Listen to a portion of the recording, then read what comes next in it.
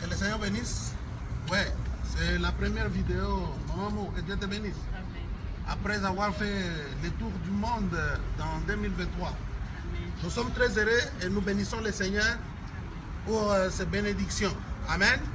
Parce que je bénis le Seigneur pour mon épouse que Dieu m'a donnée. Parce que quand je sors, elle reste avec les enfants. Je garde la maison et je dois plaire à ma femme et l'amener partout. Qui était dans les yachts, dans les bateaux. Tu as aimé. Nous devons bénir notre Dieu pour les bénédictions qu'il nous accorde. Amen. Ouais, il ne faut pas... il faut se réjouir. Paul dit que s'il faut se réjouir, il faut se réjouir dans le Seigneur. Et nous devons nous réjouir des bénédictions que Dieu nous donne. Amen. Voilà. Il ne faut pas vous fâcher. Vous devez travailler dur pour faire des vacances. Vous voyez? Parce que il n'y a pas de bénédiction sans le travail. Non, ne pensez pas que l'argent va tomber du ciel automatiquement. Dieu envoie un ange chez vous pour vous. Non, arrêtez avec ces histoires-là.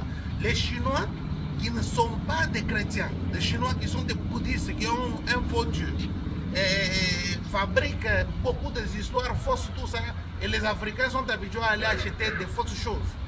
Non, il ne faut pas acheter des fausses choses, acheter des choses originales, parce que notre Dieu lui-même, il est original. C'est pourquoi Vanam dit qu'une photo de copie, elle vaut des centimes, mais l'original te coûte des millions. Vous comprenez? Donc c'est la raison pour laquelle nous sommes des véritables enfants de Dieu et nous devons tout simplement compter sur Dieu. La plupart des temps, on passe le temps à dire aux gens ce qu'ils ne doivent pas faire. Il faut dire aux gens ce qu'ils doivent faire. Il faut aller travailler au lieu de passer beaucoup de temps en train de prier. Il y a un temps pour prier, il y a un temps aussi pour travailler.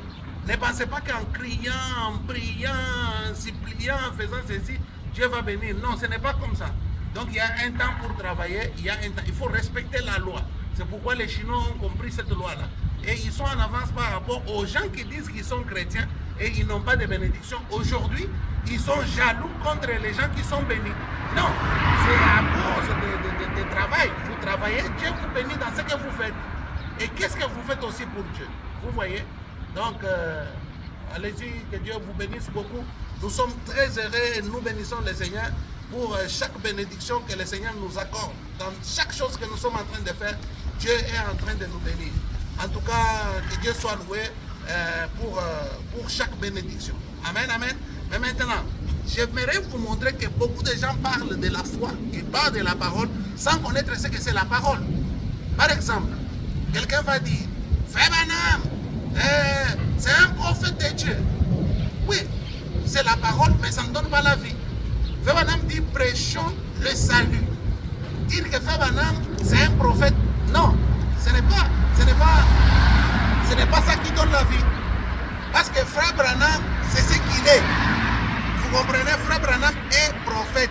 C'est ce qu'il est. C'est comme dire William Kaniki, c'est un gynécologue, c'est un docteur, c'est un chirurgien. William Kaniki est docteur parce que c'est ce qu'il est. Vous comprenez? Donc, Frère Branham, croire maintenant en lui, comme la personne qui amène la lumière sur la terre, au temps de la fin, c'est ce qui donne la vie. Et Frère Branham dit aussi que nous devons toujours lire la Bible entre les lignes. Parce que les lignes, ce sont des textes. Dans les textes, il n'y a pas la vie. C'est dans les contextes qu'il y a la vie. Alors comprenez que Dieu est dans les contextes et pas dans les textes. Attention, parce qu'il était promis Emmanuel. Et Emmanuel, c'était Jésus-Christ. Quand Jésus est venu, Emmanuel était écrit, c'était les textes. Mais quand Jésus-Christ est venu, c'était la vie qui était venue. Or, il y a vie seulement dans la parole de Dieu manifestée. Les pharisiens sont restés dans les textes, mais Christ est venu dans les contextes. Que Dieu vous bénisse. On va continuer. Et je bénis le Seigneur. Et cette fois-ci, nous bénissons le Seigneur pour chaque chose qu'il fait pour nous. Je bénis le Seigneur pour le pasteur André Vipidila, pour tous les bien-aimés l'élévation vient toujours dans l'humiliation et nous devons toujours aimer nos anciens. Vous tous jeunes gens, je vais vous demander de respecter les anciens, de les aimer, de les chérir et de les garder. Voilà. Donc je bénis le Seigneur pour cela. En tout cas, du reste, que le Seigneur vous bénisse énormément, énormément, énormément, énormément. Je suis très content. 2024, c'est toujours une année de bénédiction comme toutes les autres années. Parce que la plupart des frères ils disent, l'année 2024 sera l'année des exploits, sera l'année de ceci, sera l'année de cela. Non, l'année 2023 c'était l'année de quoi?